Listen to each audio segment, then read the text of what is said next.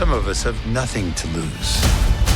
But not you. You've got a lot to lose. Johnny realized that Danielson is the balance of the group. As much as they all bicker, he found out that he is the balance of the group. Does this show really represent karate well? All these karate dojos, so mean. They're just mean to each other. And every student is just mean. The teachers are just mean. Somebody's died now because of Cobra Kai and all of this rivalry. Somebody's actually died. Mm. I don't think they've ever got to that point. They're always saying, yeah, we're going to kill you, we're going to kill you, Somebody actually died, bro. This is throughout the whole Karate Kid series, including the movies, nobody's died, bro. We're Miyagi-Do. We're not losing.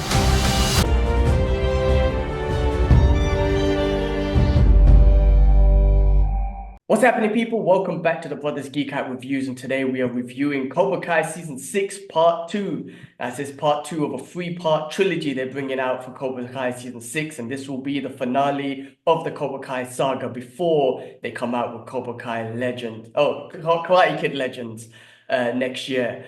Just to give a quick introduction and a recap, this will be a spoiler review. Of course, I'm sure most people have seen this. If you haven't seen Part 2 yet, come back to this review later. But just to give a quick overview of where Part 1 left us, and then how it sets off to Part 2 and where Part 2 will take us. So Part 1 ultimately led us to the ultimate karate tournament, the Sakai Takai tournament, which is like a global karate tournament, the best karate dojos in the world. So this kind of prepares us. Part 1 kind of prepares us for this tournament, and it kind of prepares us for the dynamics of the Miyagi-Do and the competitors and the captains and the teams.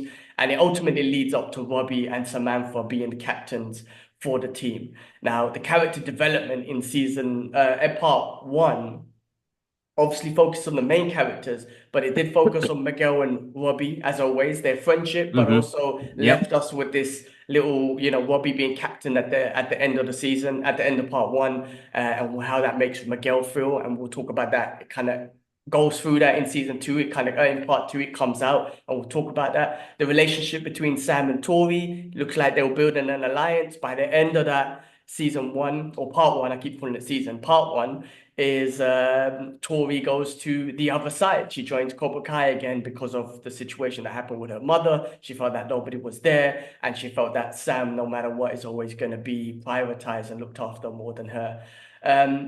They also went through with Devon and his struggle and his recognition to try and be a part of the team, come out of this whole Cobra Kai mindset and being accepted by Miyagi-Do.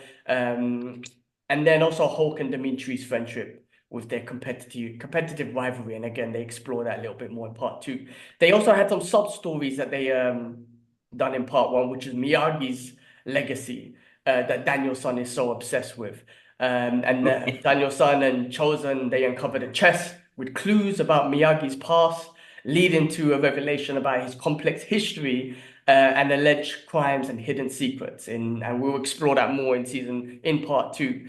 And then lastly, as well, a little bit more kind of the relationship between Johnny's growth and Daniel, and their kind of alliance in Cobra Kai. Being the masters of Miyagi-Do, and Johnny kind of accepting that, giving away, like completely letting go of Cobra Kai, completely letting go of Eagle Fang and all that sort of stuff, and also trying to be a good father as well as a good coach, and them two trying to kind of, do it properly and go the Miyagi way. So that was a quick overview of Part 1. Now, Part 2, just a quick summary of the major events in this. I mean, it's about, again, it touches on all those points again, but it does explore more and more in depth with the character development, the relationships with everyone, with Miyagi's story, with Cobra Kai. It does introduce us back to Silver and how he's involved in this again. For me, we'll get into it more. It's the most cheesiest so far. Like, it's all been cheese, and it's been perfect cheese. This whole show has been cheese from the very beginning, but it's been so perfect that it works. For me, it works. Yeah. But for me, this was the cheesiest by far of this one. And the reason why I say that, it was the distractions that got me, bro. It was the relationship build-ups, the relationship breakups, and the distractions through the tournament just killed me throughout this one. But this does focus on the tournament. It does introduce a new dojo who is like the what I guess one of the main antagonists. Antagonist the right word? Yeah, antagonist. Yeah. What's that dojo called? I can't remember the called. The one from Spain. Iron Claw. No, Iron Iron Fist or something. Something like that. Something like that. I should have Yeah. Googled it. But anyway, it kind of introduces them. And it kind of immediately what this show is good at, I tell you what, it's really good at. It's at immediately with the first scenes, with the first dialogues, with certain characters, immediately makes you or makes the audience like love them or hate them, right? And they're good at that. Exactly. They're good at that, right? Immediately. There's no build up to, oh, this guy or this girl is supposed to be a bastard or a bitch. It's like, oh, first word or first attitude is like, I don't like that person. And that's what the show is good at. And it kind of throughout this show, or part two, it immediately gets into that. And then also it highlights on some of the other stuff that we'll go through, like that I've just mentioned with Miyagi, bringing back some old characters from Karate Kid Part 3, which we'll talk about. And then, yeah, just kind of leading us to the end, which is going to be hopefully a grand finale of where this leads to, because I don't know, and we'll talk about this more. I don't know if this is going to lead us to Cobra Kai is done and Terry Silver and Kreese are done, or is it Miyagi-Do succeeds by winning the tournament? Like, what's the ultimate goal here? Which is what I find interesting in this show, and I feel like this is what keeps the show interesting, because I don't think it's just about Miyagi-Do winning the tournament. It's about getting rid of Kreese and Terry Silver and Cobra Kai forever. That's right. Yeah. So there's that. But we'll talk about more of that sort of stuff as we go through the story. So just to kind of get through character arcs and performance. So obviously we got the legacy characters, right? Daniel LaRusso, Johnny Lawrence. And basically their relationship, which is constantly up and down, right? Because you think at one point, finally they're going to work together. And then immediately they clash and they have problems or whatnot. I mean, what do you think, bro? Do you think it's too much? Because every season it's like, are you guys finally going to have an alliance or not? Or are you guys just going to keep fighting? Or is it always going to be like that? Like this season, this part wasn't any different to the difference with their relationship, in my opinion. But what do you think?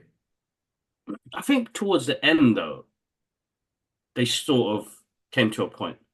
But don't you think that's always with all of them towards the end?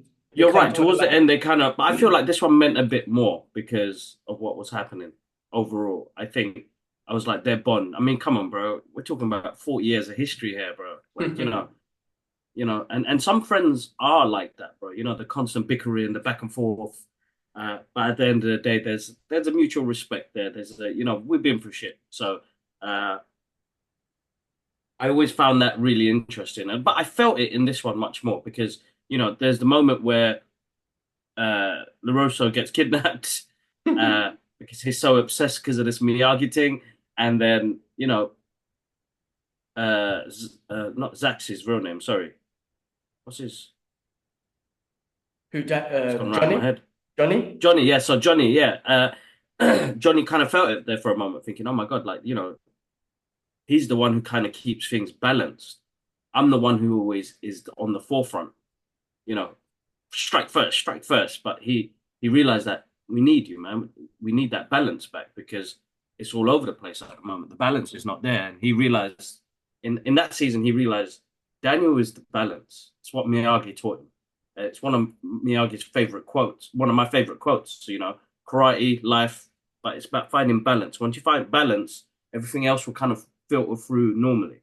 But it's all about balance. And I think that's what they've shown in this season, that Daniel can, even though I do find him like this crybaby dude, but he is balanced. Once he always goes back to the root of it, he always finds that moment. So he's like and we knew that he was troubled from when, the first Karate Kid, he moves around a lot. He doesn't have a stable home, no father figure.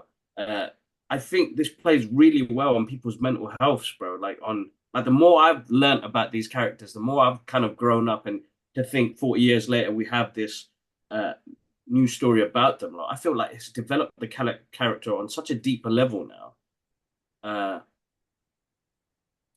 But it kind of shows that he's just like any of us, bro, getting frustrated and not getting answers And that's life struggles, but having that moment to yourself to balance it all out, and then being like, you know what, all right, all this shit is going on, but I can. So I think Johnny realized that Danielson is the balance of the group.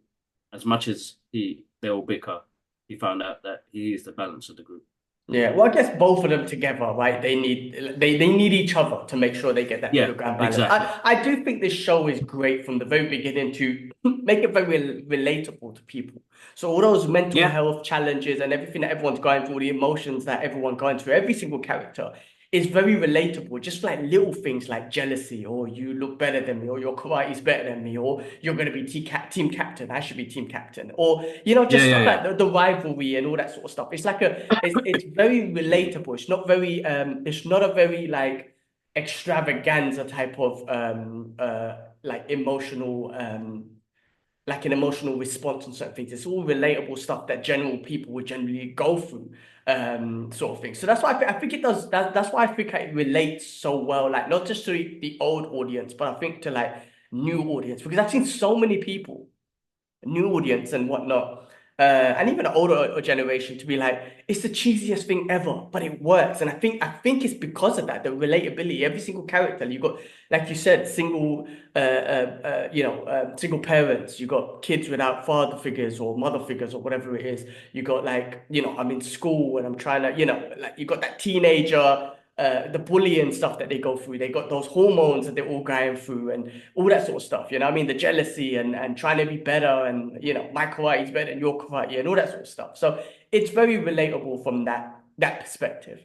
And then, moving on to like John Kreese and Terry Silver, I guess from a PTSD perspective, because they were both in the war, there's that element which makes these guys so evil, because they're evil, man. It's like, why are you so mean? Like, why? And I think maybe it They're pure relates back evil, to bro. that. I know, because I was talking to when me and my wife were watching it, me and Ellie were watching it, we're like, man, they really, does this show really represent karate well? Because if I was a true karate master and I was a practitioner, would I watch this show and be like, yeah, this is promoting karate? Or would I be like, why is like all these karate dojos so mean? They're just mean to each other, and every student is just mean. And the teachers are just mean. Like, why isn't like the true essence of karate, of the martial arts is yes, the physical martial arts, the fight inside the katas, the meditation, all that sort of stuff, but it's how to make you a better human being outside of the karate, outside of the martial side of things, right? As a human being, make you a better human being there. Now, Miyagi emphasized on that, but you get to this show and like everyone's mean. And you get to this tournament and all the different countries, man, they're all mean. Like at the end of the show, we're getting to the story, man. They have a big Royal Rumble when shit, someone dies. I'm like, what the fuck? You guys are mean. So I wonder if karate practitioners, real people who've been studying karate their whole life are like, this show doesn't really represent our art form in such a humble way. But we'll get through that, because Johnny and Terry Crease, I mean, like, Crease and Terry, their relationship's completely gone opposite ways, right? So the question is like, does Crease, who's the bigger bad guy? It seems like Terry at the end of this show. Does Crease, does he have to join forces with Miyagi-Do? Because there was a point at the end of the show where Johnny kind of backs him up. Or do they both need to go? Like, we'll get into that. But the relationship between Kreese and Terry, how do you think that's developed throughout the shows? Because my guy, Kreese was cracking me up with his knife, looking to stab everyone because he made me laugh, bro, when he kept pulling out that knife. He was going on like a street thug, bros. My guy looking to stab him up people. He was giving me joke. Like, what do you think of their relationship? Is it good that they've turned against each other? Does it add extra dynamics to the show? Or I think that's the main thing. Yeah.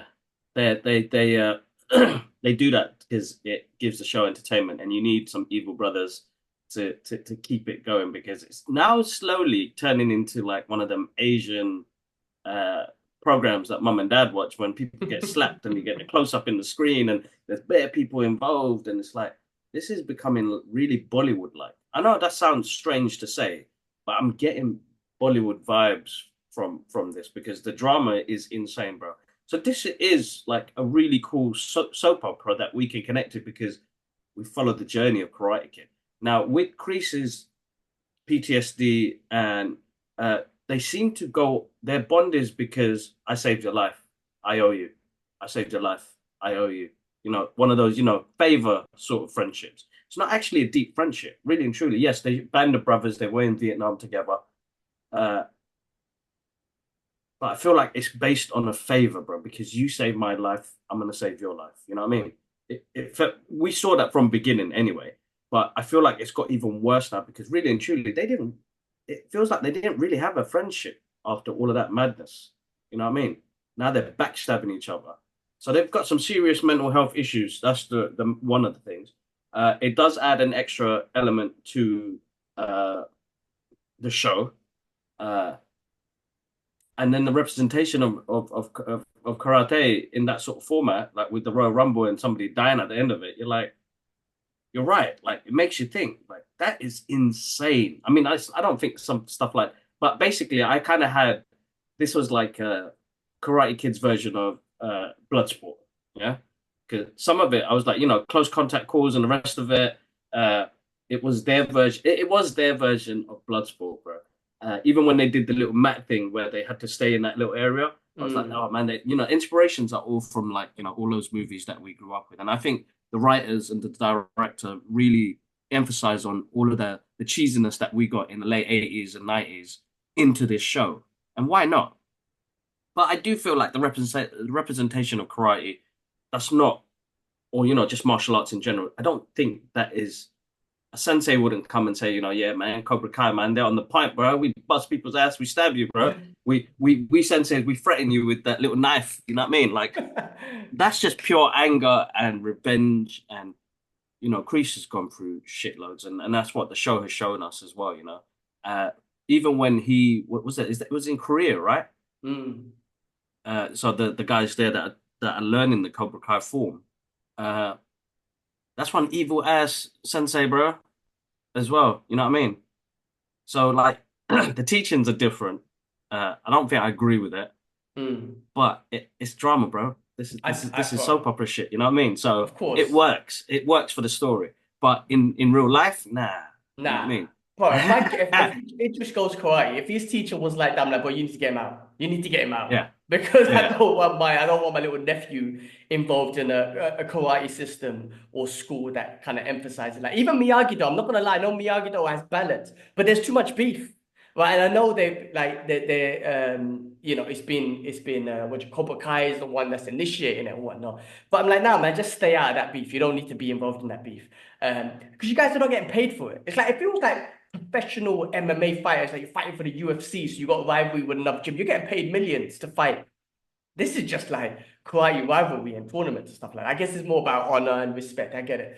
But yeah, no, I mean, like, look, like some of the old fighters and some of the old characters, Miguel, Robbie, like I said, they explore that dynamics between their friendship, and Miguel kind of you can sense at the end of part one he wasn't happy with Robbie being the captain, right? But he lost fair and square in that tournament or wherever they had the trial thing they had. But he wasn't happy. He felt like he should have been captain. In this show, in part two, they emphasize that more because Robbie and Tori they break up and Robbie's just too distracted, and that's what killed me throughout this. But every single fight, my guy spends a minute just looking at Tori, and again, he gets punched in the face and loses. I'm like, oh my God, enough with the distractions, bro. It killed me so much. And what made me laugh was like Tori, Tori said to him, let's just take a break while we're here. My guy's heartbroken and shit. He's like, I felt like his whole world was lost. I'm like, bro, she said, while you're here, man, just do the tournament and then go home and then you guys will be back to normal. But his distractions killed me. And then Samantha and Tori's character. I mean, Samantha's cringy, man. I don't like her. I'm sorry, bro. Like I said, this show's really good at like defining each character and immediately like as a viewer, depending on who you're immediately like, I like this person and I don't like that person. Samantha annoys the shit out of me, bro. Just my opinion. Just saying, she annoys me. But her like I feel like when she speaks, it's like she makes things worse. Everything she says, she makes things worse. I'm like, you don't speak, like just stay out of it because you just make everything worse with everything you say. You don't do anything to bring back Tori. You don't do anything to kind of ease like Miguel or Robbie or whatever. You just say something that's bloody annoying, I think, and instigate things. And then Hawk and Dimitri, their friendship and their competitiveness is like, I guess they're like just friends who went down a different path, I guess, in regards to like, from season 1 to now, to like ultimately they are friends and they've always been in compared. But Dimitri is annoying as shit as well. Sorry. And of course his character, I think, is supposed to be like that. But I look at him and I'm like, man, and I don't mean to be mean or anything. I'm just like, man, this guy doesn't even deserve to be here, man. I'm sorry, man. He shouldn't be here. But he's there for that, that I feel like he's more there for that comedic sort of role and whatnot to add that sort of element there.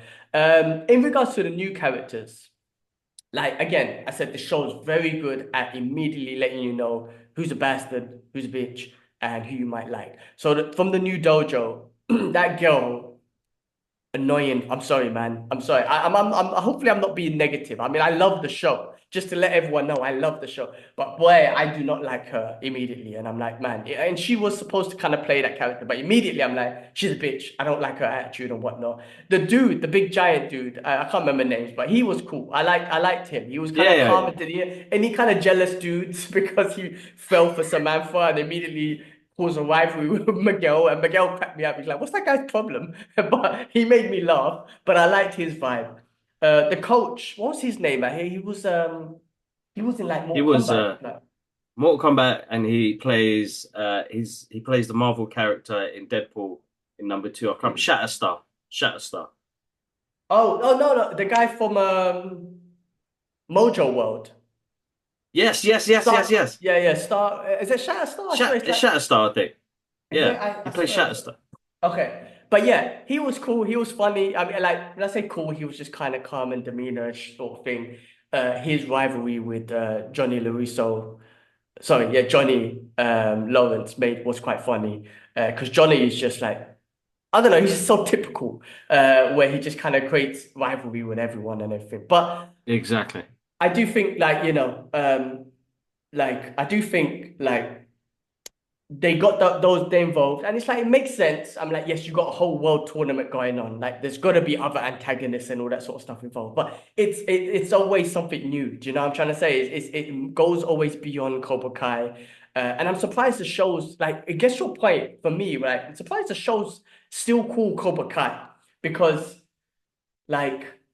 The show's gone beyond Cobra Kai, in my opinion. It's the rivalry between Kreese, Silver, Lariso, Johnny, other characters involved. Like, I don't know. Like, I mean, Cobra Kai is a great name. It suits it and whatnot. I just feel like the story's gone beyond, in my opinion, just Cobra Kai. Do you know what I'm trying to say? Like, when you name it Cobra Kai, I'm like, that's what it's all about. But yes, it is. But then you have so many other rivalries, and Cobra Kai's losing and winning and all this sort of stuff. I'm like, where does that fit? Does that make sense? I mean, I don't know if I'm making sense here, but I'm just trying to like Karate Kid was just the perfect name for a movie because you're just basing it around karate and his character. Exactly. Cobra Kai, it's emphasized around that Cobra Kai, but this show goes beyond that, right? But I guess it's the key, like the main key sort of like focus of the show. They're always going to bring it back to Cobra Kai. I guess that's what it is. And it does do that, of course. But I just feel like there's more to it. But Cobra Kai is such a catchy name, and obviously you can't change it or anything like that. And they're always going to find ways to keep Cobra Kai involved. But let's move on to like major plots and stuff like that. We're going to spoil it. We've already spoiled the shit out of it and everything. I think the major plot kind of leads down to, like I said, I'm trying to figure out what is the end game. And I know it's to beat Cobra Kai, but is it to beat Kreese and Terry and they go forever? Like, do they have to die? Because they obviously break out of prison and shit. So what is it? Do they have to die? Or is it Miyagi-Do winning this tournament and that solidifies them and squashes everything? Can they lose the tournament and get rid of Kreese and them lot? Like, can that happen, Kreese and Terry? Can that happen? Or like, I'm trying to figure out what's the end goal for that element. Like, what do you think? Like, how are you feeling about like the major plot of this part and where it should take us? Like, what do you feel like it's going to take us? Or will it take us nowhere? Just to kind of find, will it take us nowhere and carry on with Cobra Kai Legends when Jackie Chan gets involved? Like, what do you think? Karate Kid Legends. Oh, yeah. All right. It's gonna have to go through that motion, yeah. So I think it's gonna be, my theory is, Miyagi-Do wins, and Terry and Kreese, something will happen. Something will happen. But the thing is, you had the death of this character dying by Kreese's knife. What sort of madness does this cause now? So, like, that's going to be interesting to see where they go with that, because somebody's died now because of Cobra Kai and all of this rivalry. Somebody's actually died. I don't think they've ever got to that point. They're always saying, "Yeah, we're gonna kill you. We're gonna kill you. We're gonna." Somebody actually died, bro. This is throughout the whole Karate Kid series, including the movies, nobody's died, bro. They got bust up. Nobody's died. Nobody's actually died, bro. So this is the first time somebody in that universe is dead because of Kreese's mistake with that weapon and then causing this rivalry. So he may have a change of heart suddenly to think, oh my God, all this rage, all this anger, all this vengeance was only to hurt them mentally, really and truly. I was just being a bully, because that's what he is. He's a bully. And his guy died. It was his guy that died, not like out of all the people. Exactly. So he fell on the knife, right? Yeah, that guy was a bit of a dick as well. It was another perfect example of immediately I like this guy's a dick. But yes, he tried to stab the big dude, I think, tried to jump kick, and then big dude kind of countered and he fell on his knife. He fell on the knife and killed himself. So he killed himself in that process. So this is the first death, bro. Yeah, go on. What made me laugh with that scene, the Big Roy Rumble, which, like I said, was awesome but also very, very cheesy, is at the end when the guy got stabbed and he's dead. Then the guy turns to the camera and says, "Shut it off." And I'm like, bro, why don't you tell him to shut it off the whole time? Because this is not a good representation of your Takai Sakai tournament, right? Because this guy's all about everything has to be on point, rules, regulation. So when the big Royal Rumble kicks off, obviously he gets knocked out. But wouldn't his first reaction to be like, stop the cameras, man. Don't show this to the world. He only stops it when the dude gets stabbed at the end, and I'm like, I'm busting up at that point. I'm like, where you been this whole time, bro? You're too late, bro. You're too late. You're too late. But yes, sorry, carry on. Yeah, you're right. I mean, obviously, it leads to that point. This is the final season. Like part 3 is the final season. That's the way they're putting it together, right? So that's why I asked the question. It only makes sense when I say makes sense, just from a simple storytelling perspective, that Miyagi-Do wins this whole thing. But if this is the final season, I'm just still trying to figure out, how do you get rid of Kreese and Terry? Officially get rid of them. Done. Cobra Kai's finished. Listen, I think what they should do is perfectly what they did in the 80s with the first couple of movies. Just somebody nodding at the screen and it just ends, bro. Miyagi. That one look, Miyagi. One of those looks, bro. End it. Finish. No answers. We don't know what the fuck is going on. How did it end like that? Like, I love movies like that, bro, because it makes the audience keep kind of think like, what? How? Because when I rewatched those Karate Kid movies, I was like, that ending was basic, man. Like, what's going on? Like, I want to know what happened after. Like, a little celebration party, a little high five or something. I don't want to see Miyagi's face, man. But it was a proud moment, and that's why I love those endings, because you can finish it there. You don't need to continue it even more. I want one of those proud face moments from Johnny and LaRusso when they win. Finished. I don't need to know about what happened to Kreese and Terry, because that can give you sleepless nights, bro. You know, we will dive into a deep rabbit hole of putting out theories on YouTube and the rest of it. I really want to come to a point now where, and this is just me personally, let it go. Well, okay. I'll rewatch it again, you know what I mean? But I want it to, like, I think they will, this is just my theory. That's like, not my theory. That's just my envision of it, just to end it that way with proud faces from Johnny and LaRusso. Yeah. And, you know, maybe Terry and, Kreese getting handcuffed and getting dashed out, or I don't know. Yeah, so But, I don't know. after 6 seasons and there's such a build-up, and like, is that enough? That's what I don't think that's enough. In my opinion, I don't think that's enough. Because I'm like, you wait, hold on. I'll be kind of upset. I'm like, hold on a second.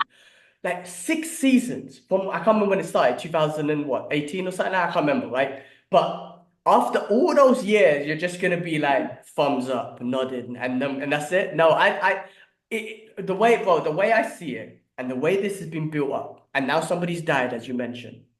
Mm. I feel like the only way to get rid of Kreese and Terry is death.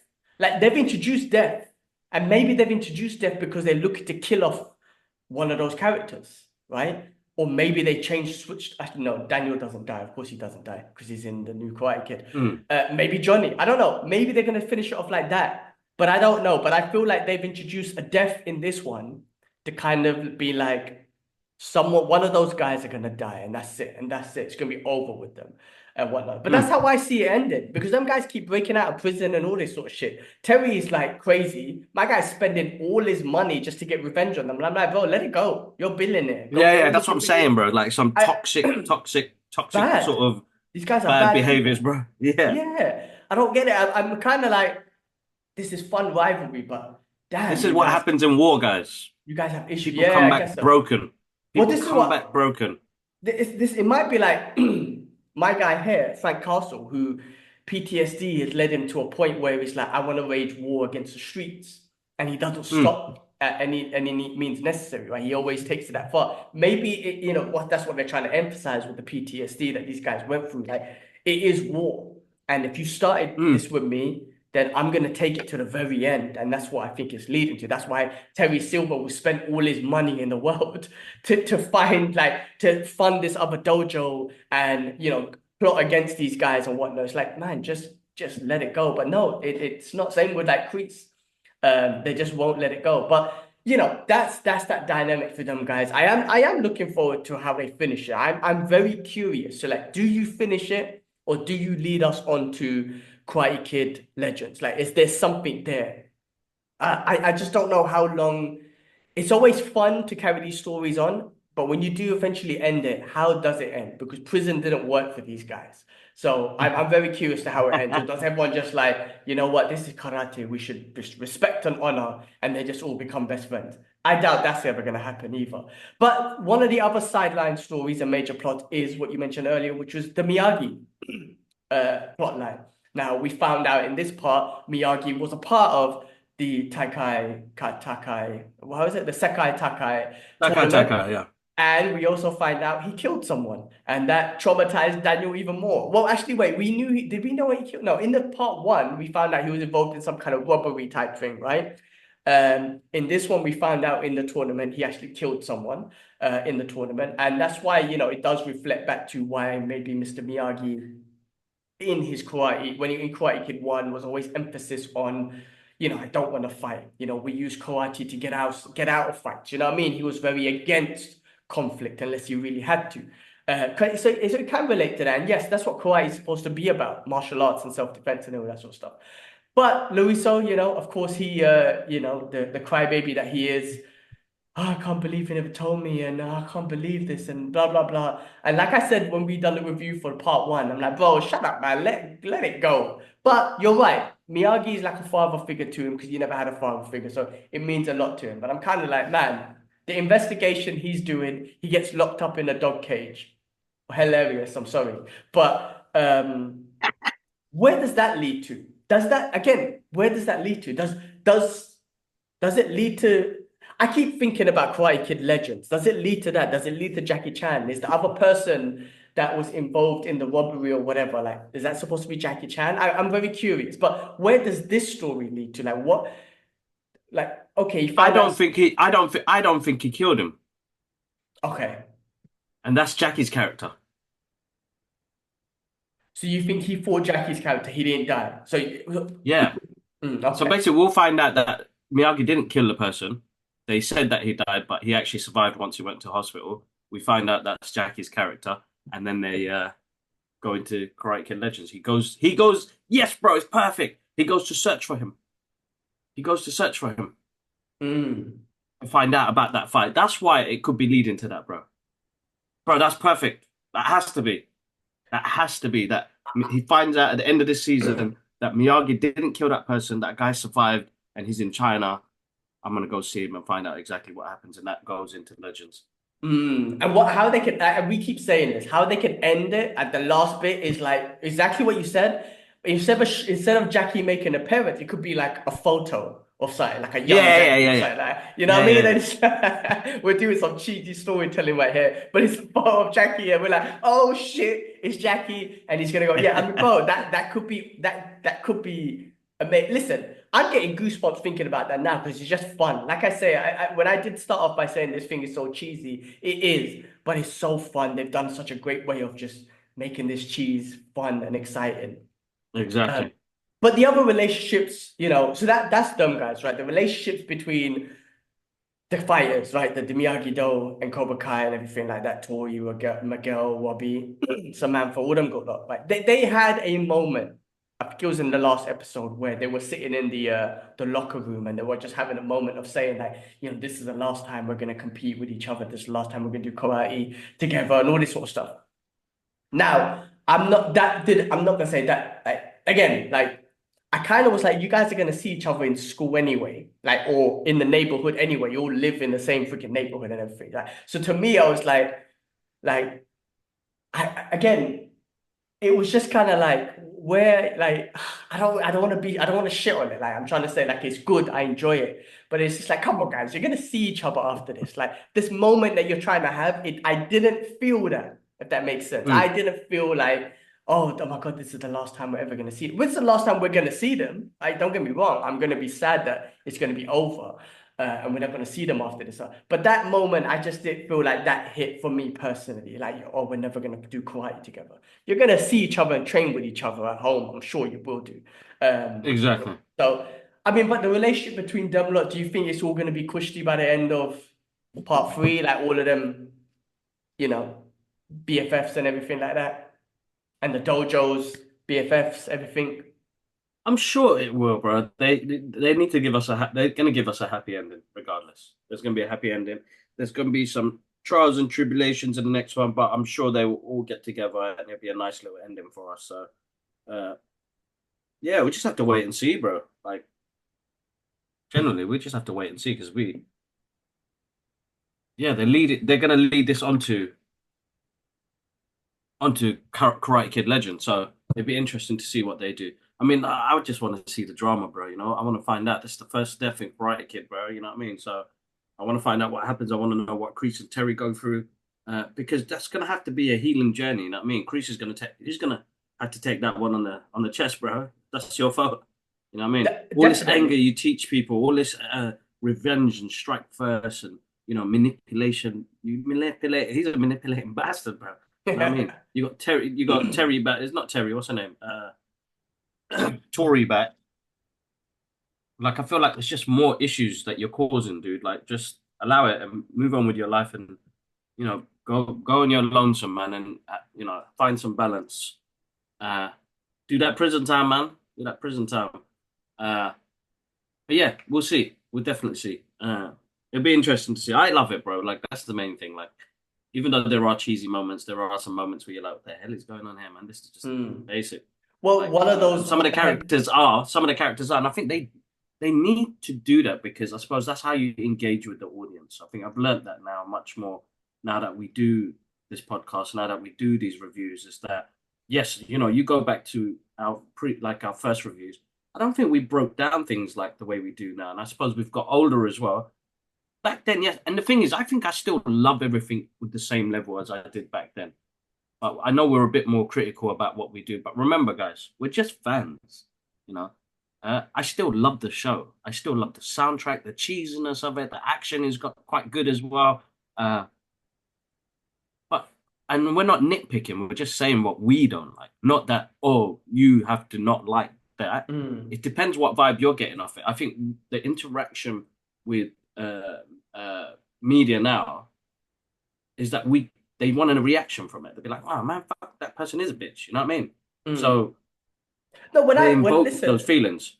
And when I say these things, what I'm saying, bro, the script writers are making me do. I think the script writers are doing such a great job. They're making me. They're getting this reaction from me, and I Exactly. think that's great script writing. I mean, like I said, immediately with like I said, with first dialogues from certain characters, you're like, I don't like that person, I like that person. I think this great script writing. And when I say it's cheese and all this sort of stuff, bro, I love this show. I've loved it from day one.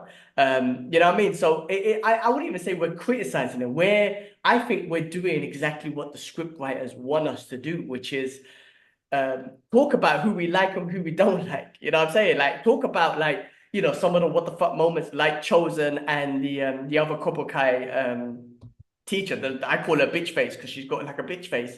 How they got together, that made me laugh, but it's funny because Chosen cracked me up. My guy was heartbroken and shit. And he went completely off the rails, drunk and everything. And then he ends up with this chick, and they get together. That was Bro, jokes. That was jokes. it's funny, like it's all cheese, but I'm like, this is awesome. This is fun. Like, this is what I'm saying. Like, I think it's great script writing in the sense of drama. You said it's like EastEnders and all those sort of shows. Yeah, right? yeah. It's just non-stop. So I think it's just great script writing. Nothing will make me not watch the show. You see what I'm trying to say? Like, that's how Yeah. good it is. But yeah, I mean, look, the martial arts, you mentioned that a little bit, and we've been speaking about it for a while, and like there's a certain couple of fighters you could tell, like, oh yeah, you train. Like I think what's his name now? Hawk, he definitely trains. I can see it in his movement and whatnot. You know, the Korean Cobra Kai guy, he definitely trains martial arts. The rest of them, I'm not saying they don't train, they definitely train. But I think they train for this. I don't think they train full-time martial arts. I don't know. Maybe Robbie does, and I don't want to assume that they don't do other training. But what I'm saying is just from what I could see, and I'm not saying I'm an expert or whatnot, but I have been training martial arts for a while now, and just seeing the movements, the structures in certain techniques, in the punches, the kicks, and whatnot. You know, I think that like a lot of them train just for this. Now, it doesn't mean that they all have to train karate just to be in the show. I'm not saying that, but you can tell certain people who train or whatnot. But the choreographing is, bro, it's pretty awesome. Like considering again that you have, you know, Butts and Donnie Yen's movie and the John Wick martial art movies and you know the old school kung fu movies that we all grew up with and whatnot. This like it's actually not bad. Like, I watch Exactly. it. And That's what I'm saying. It's the cheesiest shit ever. It's not realistic. We're in the day and age of MMA and all this sort of stuff. But like, damn, it works. You know what I'm trying to say? It does, bro. It does. That's the one thing I've taken from it as well, that it does work. And I just it's for the screen, bro. It's for the like, you know, think about it, bro. It was a YouTube show to what it is now. I forgot that. It That's started on insane. YouTube. Oh shit, I forgot Exactly, that. bro. Wow. Exactly. So it started on YouTube to what it is now. That's big, bro. You know what I mean? That's huge. That is absolutely big. So definitely, it's interesting that it's gone from that level to what it's got now, and it's produced pretty well, bro. It looks clean, and I like what they've done. They've traveled around the world and stuff. So no, definitely very cool, very cool. I do also find it funny that just to throw out there before we move on, the biggest karate tournament in the world happens to be in Madrid.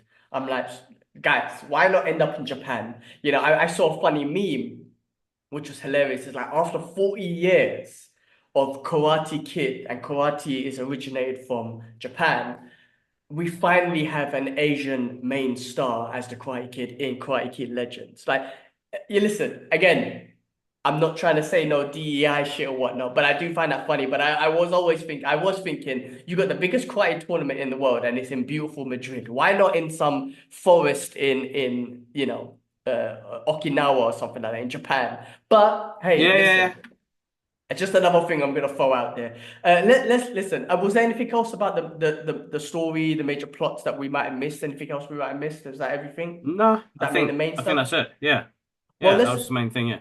Well, let's move on to Easter eggs and some nostalgia moments and stuff like that. So first of all, I wanted to bring this one up. They bring back another character from Karate Kid 3. The guy Dennis de Guzman. That's his name. He made a return. He was the guy, if you remember in Karate Kid 3, they were in the pottery barn and LaRusso beats him up basically in the pottery barn. Do you remember that guy? He shows Yeah, up yeah, I in this remember. one. He's one of the guy who kidnaps LaRusso and whatnot. So that was cool. Like when you see that, and Yeah, yeah. you get. I do love that. I'm like that's just awesome, and that's what's great about the show. We spoke about it. They explore more Miyagi, so they're making sure no matter what, Miyagi's legacy is always um spoken about. Now, it's taken Miyagi's legacy down a bit of a dark path, but I reckon you're right. I reckon it's gonna end up in a positive sort of. It's not gonna stain his legacy or whatnot. So, but No, yeah, yeah, exactly. I do like the fact that no, I do like the fact that they've kept Miyagi a part of the storyline, even if it is with Hmm. this sort of thing. So that's another little thing there. Um, there's a little bit with Sato, his influence. There was a flashback reference with Karate Kid Part 2 where Miyagi's relation with Sato was explored a little bit more deeply. The Hmm. 80s action movies vibe, which is the best about this, and Johnny smashes it with all of this and his 80s reference of training methods and all that sort of stuff. So Yeah, Rocky being the main thing, all of his training methods is from Rocky, and I love that. yeah. One of the big callbacks to Rocky 2 was Miguel's mum when she was in hospital, and Oh, she bro. literally had that moment, and she looks at him and says, "Win," just like Rocky 2. It was the best thing ever. I loved it, bro. It was the best thing ever. Same. That was a big reference. Kreese, they kind of. I was checking online, and people saying his persona is almost like reminiscent of the Terminator, because this guy is just stern in face. He reminds me of Heihachi, I always said, from Tekken, Yeah, but yeah, yeah, yeah. Terminator in the sense that I'll be back, because he's always going to be back. And I think he even mentions that in this. He actually says the quote, "I'll be back." I think he says that. He emphasizes it once in some way. He says it, which again kind of resembles him to like the Terminator, because he just doesn't go away. He just comes back Mm. no matter what. And he has this presence about him when he does come back. It's like, oh shit, he's back. I thought we killed him. It's like, no, he's a Terminator. He's back. There was another reference that I think Johnny made, like, I need the need for speed, which is a Top Gun reference. Yep. And of course, there's just tons of Rocky influences throughout this, which is awesome. And then, of course, this is Karate Kids. So this is the whole nostalgia thing and Easter egg going back to the old Karate Kids anyway. But those were a few Easter eggs and nostalgic moments throughout that. Was there anything I missed that you remembered or you picked up? No, I think you got them right. You got them right. You got the one in the hospital one where Win that got me. I was like, you know what? I love that they do that. You know what I mean? I love that they do that. It's a nice little throwback. Love it. Love that one. All right, let's move into like critiques and room for improvement. Like we spoke about, we already kind of spoke about this anyway. But Mm. like, do you feel like now we spoke about how the cheesiness and all that sort of stuff is amazing. It makes us want more. But do you have any other critiques where you feel like they can improve things? Like there's certain things that they don't have to do, there's certain relationships that they don't need to go into, there's certain storylines that you think that might have been rushed or prolonged, or they could just end it. Do you think there's any like character development or screen time they could like not waste time on or give more to or give more explanation, like the pacing of this, like what sort of like critiques outside of the cheesiness do you think that the show like might have from your opinion? I think there's far too many characters now, bro. Far too many characters, and sometimes that's diluting. That's like what's the word? You know, the diluted drinks you get, Robinsons or Ribena. Like you put a little bit of it in, and then you pour a glass of water into there to fill it up. And that's what's happening with these shows. And that's not like a personal dig or anything like that, because the show's entertaining. But I just feel like it's so diluted now. We've got so many characters. It's like what happened with the DC stuff. You know, the Arrowverse TV shows. Everybody became a superhero. Now the story wasn't based on that single character of what he was going through as a superhero and having family and friends around him to support him. It went into we're all the Flash, we're all the Arrow, and it was like, come on, guys. Now, there's a reason why I watch these shows is because I wanna know about more about Barry because I don't read the comic books of Barry. You know what I mean? So same thing with Cobra Kai is that we've got far too many characters in there, bro. And I feel like it dilutes the story, but I know they have to prolong it because they've got such a big season as well. I like those little side characters with like, what's his name? When the mum had to try and get the other guy who had Devon. diarrhea, Yeah, Devon, Devon. over. Yeah. Like that little piece there, didn't really need it. Didn't really need it. Then you got the Well, other part where uh the little side relationship thing because Robbie was getting distracted. Like get distracted, that's cool. You don't need to have the side piece get involved in Badoo's hair and the rest of it cause more drama. It's like, bro, I didn't need that. I didn't need that. So definitely, yeah. It's there are certain elements, but I'm not gonna take away from that. It adds a drama to it. That's just me personally saying. I don't think because those are like some of those characters I haven't connected to. You know what I mean? And the main thing, the reason why we still watch Cobra Kai is because of Kreese and Terry and LaRusso and Johnny. You know what I mean? Those are the characters that we. I think that's the only. If those characters wasn't in this, bro, who'd watch this? it'll be hard. It'll be hard like, yeah, it'll be hard to pick off. Like the way this show picked off so great because of them guys, right? Mm. If you didn't have them, it was a whole new cast and whole new thing which you've done before in the past. I don't think it would have worked. 100%, I don't think it would have worked, in my opinion. I agree. I mean, like even with the new characters, you're right at the end of the season finale, right? This is part 2 of season 6, and you're gonna have part 3 in a second. You introduce new characters, which is the new dojos and all them sort of thing, right? Now you've introduced them for me to like me personally to like I don't like that girl. She's a bitch face Mm. and she's causing extra drama. Now, is that just written in for me to just have those feelings, or do I need that? Do I need a backstory for that person? Now, personally, I don't need a backstory for those person. I'm just saying. But you've introduced new characters, you introduced new dojos, new antagonists, and stuff like that. It's gone beyond Miyagi-Do and Cobra Kai and all that sort of stuff, right? It's now this new dojo as well. It adds extra element. Don't get me wrong, but at the end. We're at the end. So where do you take this? Like, where do you take those Mm. characters? Where do you take these new characters in part 3? Because you had this big build up, and it was kind of like, oh, this big build up, they're gonna end up in finals. Maybe Miyagi-Do will end up in finals. Should it be typical and Cobra Kai and Miyagi-Do end up in the finals? Like in this part 2, Cobra Kai loses, right? And then they come back by default because typical American propaganda, and it happened in real life at one point. But Russians were using steroids. I mean, the way they threw it in, I'm like, fucking hell, guys, let it go. Let the main political beef, let it go. But yes, there was a Russian Olympics that happened in real life where Russians used um performance enhancing drugs and whatnot. There's a whole show about it. I can't remember what it was called. But anyway, so they threw that in by default. Cobra Kai comes back, but it's like, what are we expecting? I don't know what I'm expecting. Is it gonna be Cobra Kai versus Miyagi-Do at the finals, in the finals? Is it gonna be this new dojo this big beast no one can beat because he's just a huge giant? Yeah. I don't know. I mean, look, but I mean, when I say like I'm not critiquing it, it does just make me feel like, okay, you're just introducing so many people, you're introducing these unmovable forces, and that you're gonna have to overcome and beat, and Mm. eventually you will, and it's just like, like why not just stick to what we have? But listen, they've expanded it to this whole world dojo like karate tournament or whatnot, Yeah, exactly. which is great. I just don't know, in my opinion, if it was too late. Should you have done that earlier? Because we're at the end now. We're at the end. So where does it go to? But listen, enjoyable no matter what. They're expendable characters, bro. That's how they're written. They're expendable yeah. characters. So they will get beaten, and it will be Cobra Kai versus Miyagi-Do at the end. And it'll be the end of, hope, with all this, the murder that happened on there. It wasn't murder, he killed himself, but, it will all blow over, and at the end, it'll be between those two and that. And I suppose, like, for Johnny as well, because remember, this is kind of Johnny's story, you know? Mm. Started off, it's Johnny's story. It started off with Johnny Cobra Kai.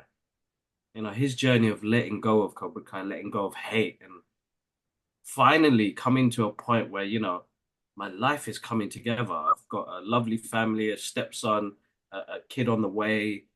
Like you could see, he's really more in touch with like this. I don't want to mess up and do what happened with Robbie. You know what I mean? I think as Mm. as a character, he is developed really well, and I love Johnny, bro. I think he's Yeah, such a he's cool the best. character.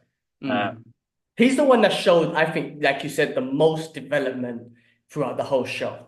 Right? He's yeah, changed completely, even though he still got his old ways and whatnot, and they clash a lot. He has changed a lot. You're right. Like Cobra Kai ruined his life, and he has definitely picked his life up by having a family, by having a career, trying to inspire these kids. You're right. I think so. I mean, the it's pacing for amazing. this. It's really good.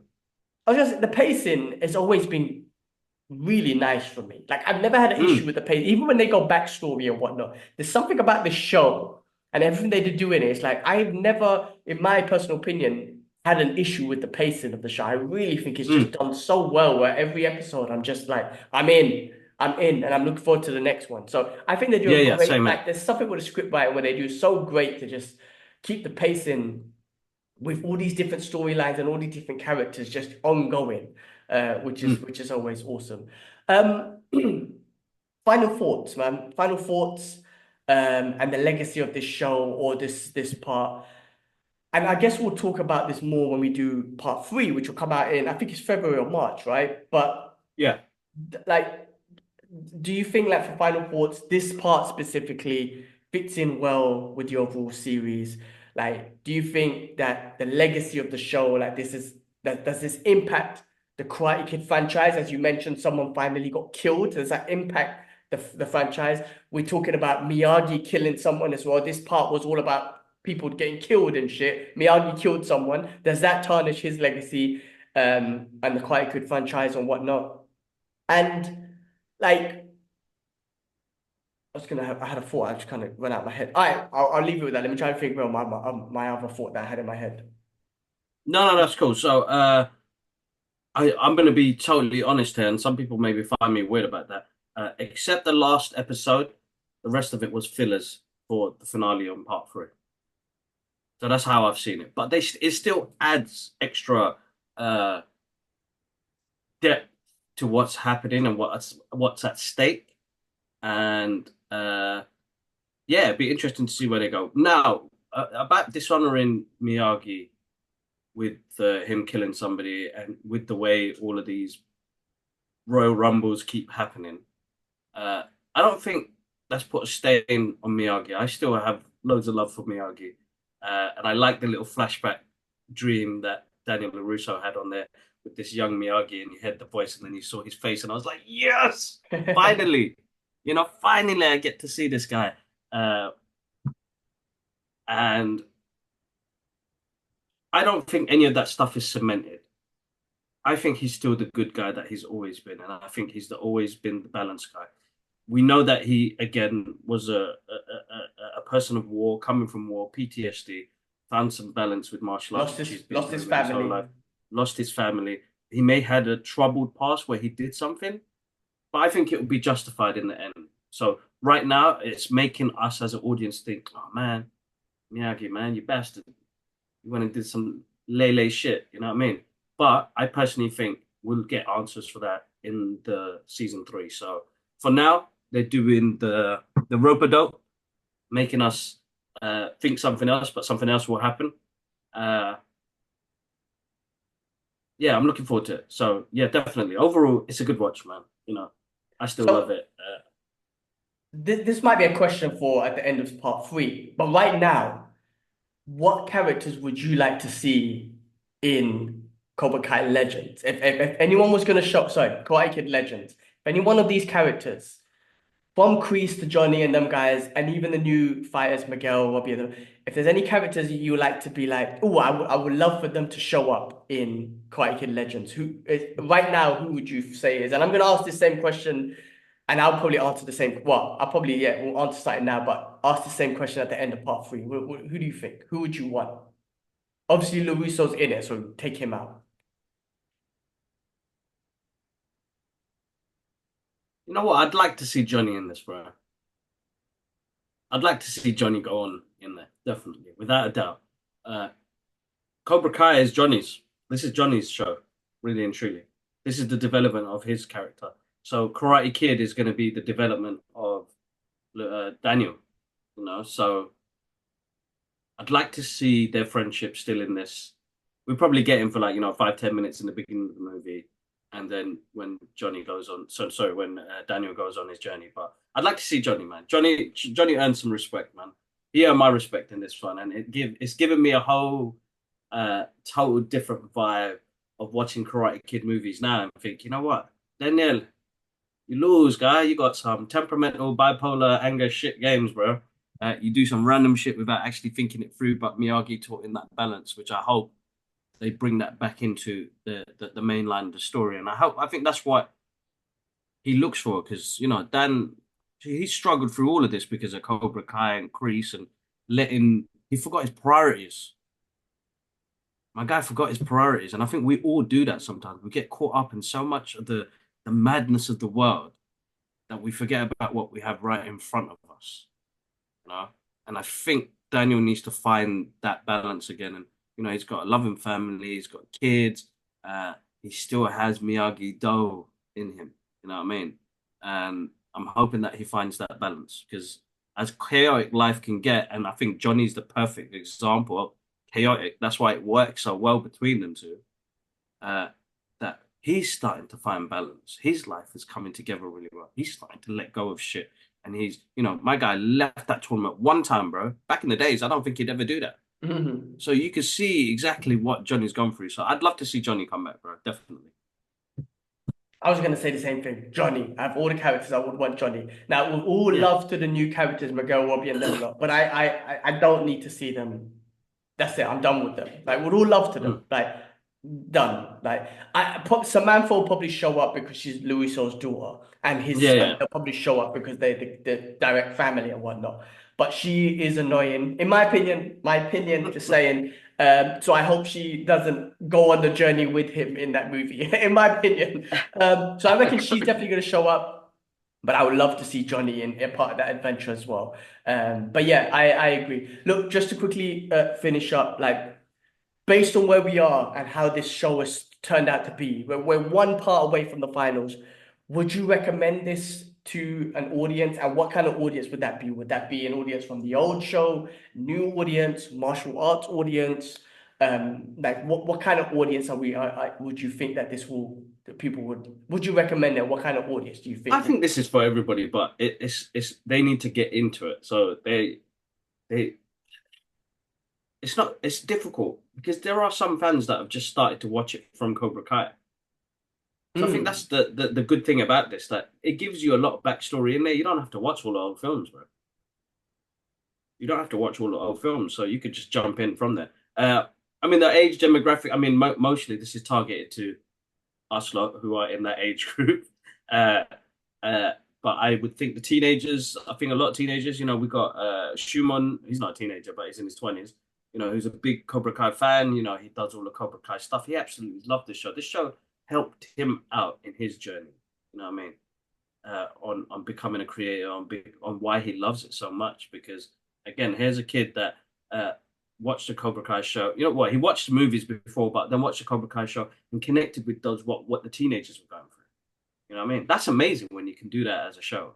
Like, and I think that's what's great about the fandom that we're in and the pop culture that we love. That each of it brings some sort of joy to us that lets us forget about this world for a moment and let other people go through the dramas, and just enjoy it for what it is. So I think it's there's a variation of the audience, but I'll always say, man,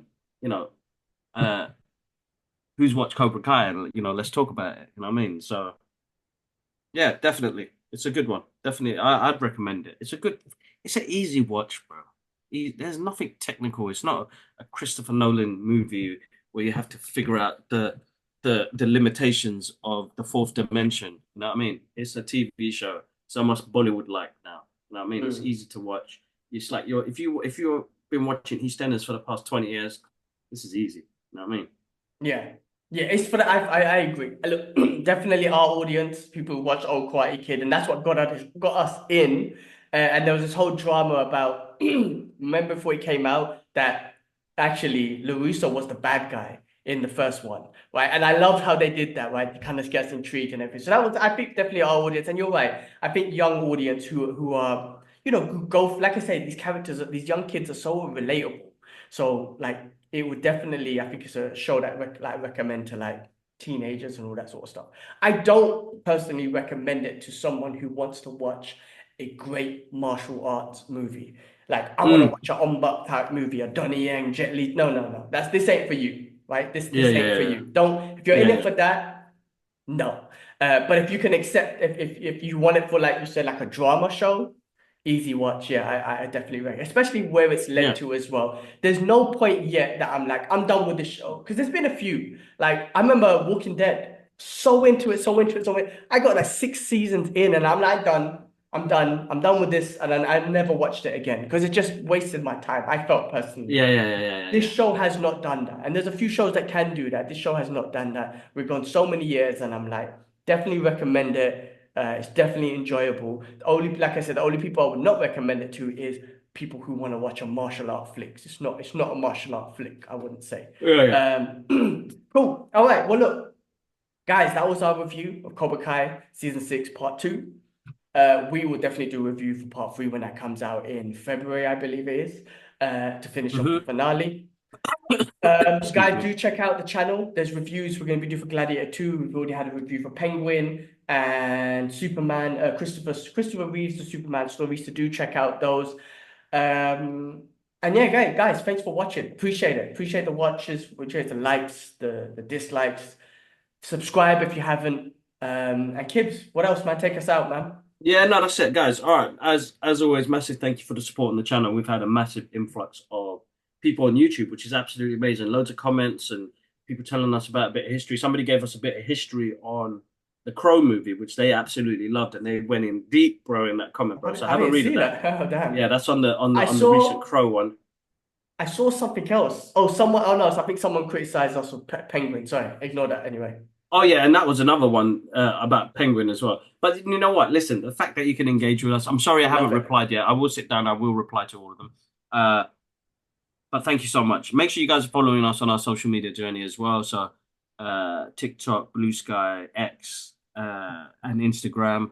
But we've got a community section on this page as well. So we post a lot of stuff on here. So there was one thing I wanted to speak to G-Man about regarding like narrowing things down and just keeping focus on one thing. Because what's happening, I think, at the moment now is that we are expanding and we'll keep those pages open. But I think if we build a community here, you guys will get to see what we're up to. So follow us, subscribe to our channel, check out what we do on a daily basis. We've got daily content coming up, whether it's a short or a video, you guys have got daily content and we let you know exactly, our thoughts on what we think about pop culture as well.